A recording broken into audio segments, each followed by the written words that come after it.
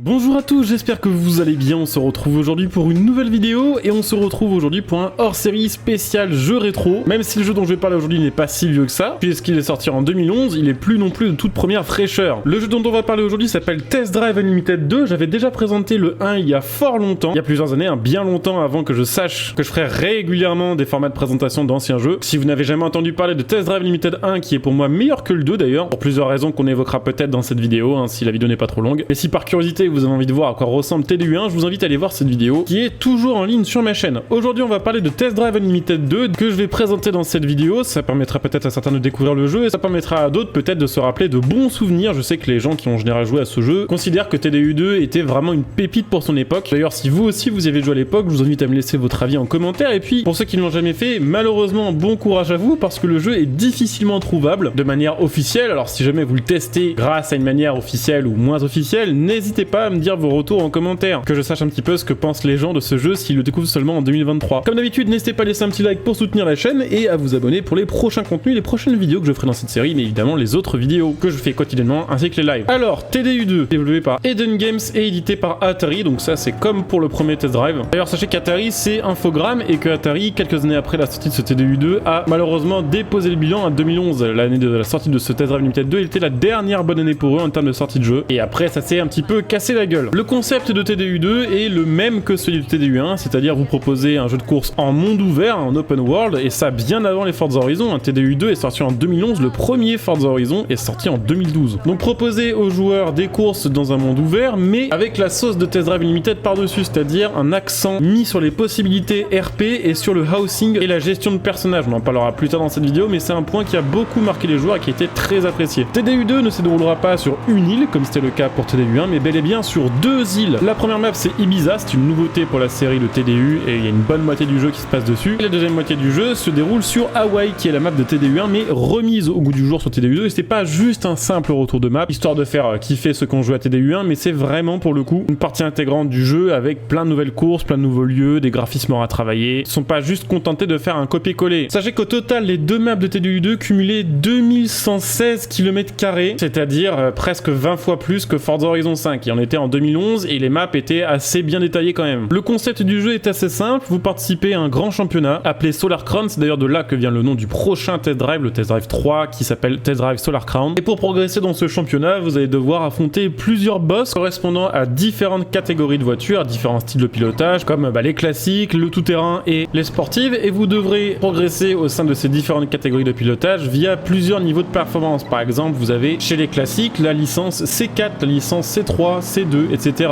qui correspondent au niveau de performance de la catégorie en cours. Donc plus le chiffre est petit, plus les voitures sont rapides. Une fois assez de victoires obtenues sur un de ces styles de pilotage, vous aurez la possibilité d'affronter le boss de cette catégorie pour évoluer sur les prochains championnats, etc. etc. jusqu'à la fin du jeu. Jusque là c'est assez classique, sauf que vient se greffer à Test Drive Limited 2 plein de features qui viennent remettre un petit peu de piment dans votre progression sur TDU2. Bon, déjà sachez qu'il n'y a pas que les courses qui vont vous permettre d'obtenir des points et d'avancer dans vos championnats, il y a également le système de mission. Elles ont tout bêtement repris le style de mission de Test Drive Limited 1, donc soit de la livraison de voitures ou de colis, où vous êtes chronométré, ou selon votre chrono et selon l'état de votre véhicule à l'arrivée, vous aurez plus ou moins d'argent, soit le système d'autostoppeur, puisqu'il y a plusieurs autostoppeurs qui vous demanderont de les emmener du point A au point B le plus vite possible, tout en évitant un maximum de collisions. En plus de ces systèmes de mission, vient se greffer un système d'école de pilotage pour pouvoir avancer d'une catégorie à l'autre. Par exemple, pour passer de la catégorie C4 à la C2, vous aurez des cours dans une école de pilotage, dans le style de ce qu'on a sur Gran Turismo 7, donc vous avez un parcours à réaliser, vous êtes chronométré, et pour obtenir votre licence, vous devez réaliser les bons chronos. Alors c'est beaucoup plus simple que sur Gran Turismo. Sur Gran Turismo, avoir l'or c'est assez compliqué. Là c'est simplement pour que vous ayez les bases de pilotage et honnêtement c'est pas de trop vu la maniabilité de certaines voitures. En plus de ça évidemment vous devrez passer du temps à essayer de découvrir l'île pour trouver différentes pièces de voitures abandonnées, pour compléter les voitures abandonnées et en ajouter gratuitement de nouvelles à votre garage, mais également pour trouver les concessionnaires, les différents ateliers pour améliorer vos voitures et pour les personnaliser. En plus de toutes ces activités vraiment liées aux voitures, il y a également des activités qui sont plus liées au personnage et à sa gestion. C'est ce dont je vous parlais dans l'introduction de cette vidéo. TDU2 vous permet d'acheter des propriétés, un petit peu à la manière d'un Forza Horizon 4 ou d'un Forza Horizon 5, sauf que sur TDU2 en 2011, les fonctionnalités liées à la maison étaient beaucoup plus poussées que sur un Horizon 4 ou un Horizon 5 sorti en 2018 et en 2021. Déjà, il y avait le système de garage. Sur un jeu comme TDU2, on n'avait pas des places illimitées. On achetait par exemple une maison qui avait 5 places et si on voulait stocker 6 voitures, il fallait tout simplement acheter une nouvelle maison avec un nouveau garage pour avoir de nouvelles places. Une grosse différence par rapport à Forza Horizon au niveau de la gestion des maisons, c'est que sur TDU2, on peut peut se déplacer dedans et on peut même les customiser et on peut littéralement faire des trucs façon les Sims en changeant les canapés, en changeant les motifs des murs, les peintures, les décorations et tout ça en payant avec vos dollars in-game. Alors à ce moment de la vidéo, plein de gens vont dire que ça sert à rien parce qu'on est sur un jeu de course et pas sur les Sims. Eh bien détrompez-vous parce que c'est précisément grâce à ce genre de fonctionnalités qui sont au final des fonctionnalités plutôt de seconde zone, sont très mises en avant sur le jeu et crédibilisent à fond tout le délire du jeu. Le but d'un jeu comme TDU2 n'est pas simplement de vous proposer un jeu de course, mais de vous proposer une espèce de simulateur d'ascenseur social, vous permettre au fur et à mesure de votre évolution in-game la vie de quelqu'un de plus en plus riche, en ayant des villas de plus en plus luxueuses, des maisons de plus en plus chères et des garages de plus en plus stylés. Vous aurez également la possibilité de gérer votre personnage, donc de le customiser, de l'habiller avec différents vêtements que là aussi vous aurez acheté et qui viennent de vraies marques, il me semble, chose qui était un peu unique pour l'époque, hein. C'est que maintenant c'est très normal d'avoir ça, mais en 2011 et encore plus en 2004 sur TDU1, c'était extrêmement rare. Et c'est absolument pas les seules fonctionnalités secondaires que TDU2 met en avant et qui viennent un petit peu ramener le lifestyle sur le devant de la scène. Il y a également un système de casino qui a beaucoup marqué les joueurs à tel point que les gens ont spammé pour avoir des casinos sur TDU3 et que les développeurs de TDU3 ont confirmé qu'il y aurait ce genre de mécanique pour être raccord avec la vibe d'un TDU2. Donc il y avait des casinos dans lesquels on pouvait jouer par exemple à des machines à sous qui permettaient de gagner de la thune, mais également de gagner, si je dis pas de bêtises, des voitures. Donc c'est un exemple de fonctionnalité très secondaire sur un jeu de course qui au final a été ultra utilisé par les joueurs qui ont vite pris goût. Donc vous l'aurez compris, TDU2 c'est un mélange de course avec tout le lifestyle qui va autour et ils avaient pile poil les bons ingrédients pour faire un banger absolu. La liste des voitures est assez sympathique pour l'époque puisqu'on est aux alentours des 80 modèles et viennent se rajouter à ça quelques motos. C'est vrai que jusqu'ici j'en ai pas beaucoup parlé parce que personnellement j'ai pas beaucoup pris de plaisir avec les motos sur ce jeu là à l'époque, mais il y avait quelques modèles de motos, moins que sur TDU1 si mes souvenirs sont bons. Ça permettait aux fans justement de motos de se retrouver un petit peu quand même en open world avec ce genre d'engin. Donc 80 voitures réparties en plusieurs catégories, je vous le disais avant, hein, sport, classique et tout terrain, et il y a un petit peu de tout, que ce soit des anciennes ou des voitures vraiment modernes pour l'époque, que ce soit quelques petits concept cars, des voitures de grandes marques comme Audi ou Ferrari par exemple, mais également des modèles venant de constructeurs un peu plus obscurs comme Ginetta ou Wiesmann par exemple. La plupart des voitures du jeu étaient améliorables, elles étaient customisables à l'achat et customisables après. Alors ce que je veux dire par là, c'est que lorsque vous achetez par exemple une Audi au concessionnaire Audi, que vous aurez précédemment trouvé, vous aurez le choix entre plusieurs finitions pour l'intérieur mais aussi pour l'extérieur avec la possibilité de choisir parmi plusieurs jantes constructeurs. C'est un petit peu comme ce qu'on a sur The Crew 2 maintenant, ce qu'au final assez logique puisque une partie de l'équipe de The Crew 2 était des gens qui avaient bossé sur TDU1 et sur TDU2, mais c'est un autre sujet. Donc les voitures étaient améliorables, customisables aussi. Alors il faut pas s'attendre à des customisations de type kit carrosserie, mais plutôt, si mes souvenirs sont bons, un simple éditeur de livret, chose qui d'ailleurs va être améliorée sur le prochain TDU puisqu'on nous a confirmé qu'on aurait bel et bien des modifications de carrosserie. Ciao. Côté réalisation, les véhicules étaient plutôt sympathiques, assez fidèles à la réalité graphiquement pour l'époque, avec pas mal de fonctionnalités assez sympas comme la possibilité d'ouvrir les portières, de regarder à l'arrière de la voiture sans avoir une simple caméra rétroviseur un peu nulle comme on a sur plein d'autres jeux, la possibilité d'ouvrir et fermer les fenêtres et la possibilité d'ouvrir et de refermer les toits ouvrants de voitures sur lesquels c'était disponible. En sachant qu'à l'époque c'était cassé le cul quand même à modéliser les animations de rangement du toit selon la vraie animation, ce qui était unique à l'époque et ce qui était bien fait. Au niveau du son des voitures, ça dépendait un peu des modèles, il y en a qui étaient plutôt bien faits, d'autres qui étaient plutôt à côté de la plaque. Après ça reste un jeu de 2011 et à l'époque il y avait encore beaucoup de jeux qui n'utilisaient pas des sons enregistrés mais des sons réalisés en studio pour les différents modèles, ce qui fait que bon il y a quelques trucs qui sont un peu chelous. Et au moins chaque modèle avait un son différent, chaque modèle avait un son quand même inspiré de son type de moteur et pour un jeu de 2011 c'était très correct à ce niveau là. Jusqu'ici quasiment que du positif, voire même du très positif. On avait une map immense, on avait des graphismes pour l'époque qui étaient quand même plutôt jolis, même si bon évidemment avec les années qui sont arrivées après, avec Forza Horizon 1 et Horizon 2, on a appris à évoluer avec des jeux bien plus beaux graphiquement que ce que proposait un TDU1 ou un TDU2, mais pour l'époque en 2011 c'était tout à fait beau. Donc de jolis graphismes, des maps gigantesques, un contenu tout à fait suffisant entre le nombre de voitures, les personnalisations, et un lifestyle et une gestion de personnages tout à fait unique qui n'existe sur aucun autre style de jeu. Mais voilà, il n'y a pas que du positif sur ce jeu, il y a malheureusement pour moi un gros point noir sur ce TDU2, c'est la physique de conduite. Je vais probablement pas me faire que des amis en disant ça, mais je trouve que la physique de TDU2 est globalement assez bizarre. Alors je dirais pas jusqu'à dire qu'elle est ratée, ça dépend vraiment des voitures, et dans tous les cas c'est pas injouable ni inconduisible, mais il y a beaucoup de modèles qui ont des réactions très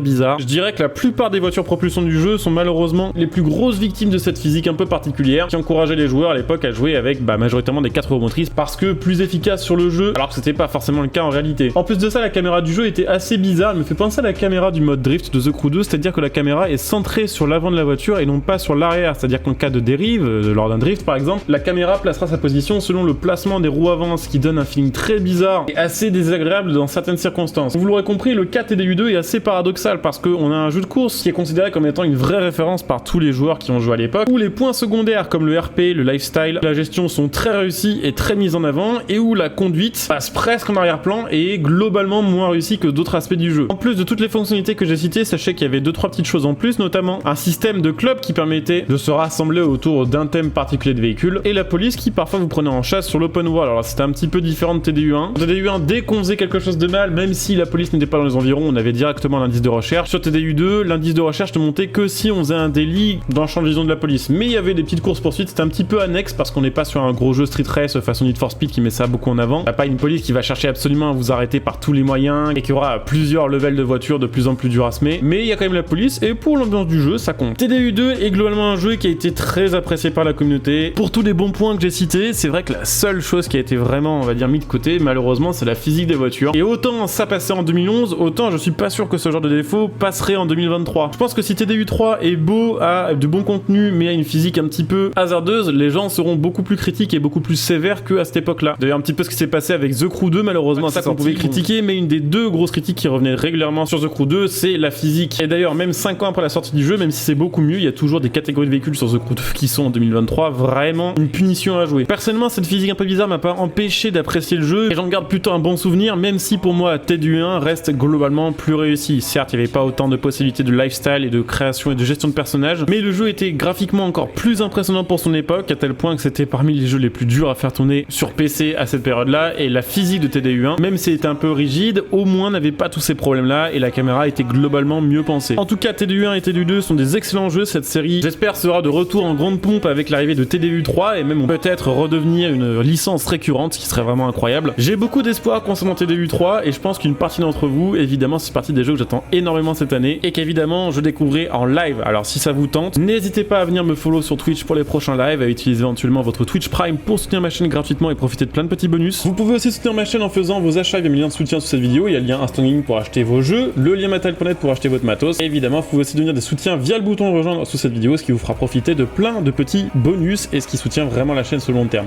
Je coupe ici cette vidéo, j'espère qu'elle vous aura donné envie peut-être de réinstaller votre TDU2 ou de l'installer pour une première fois et de découvrir ces maps. Je vous dis à très bientôt, bon jeu, peut-être bonne découverte, à bientôt, ciao.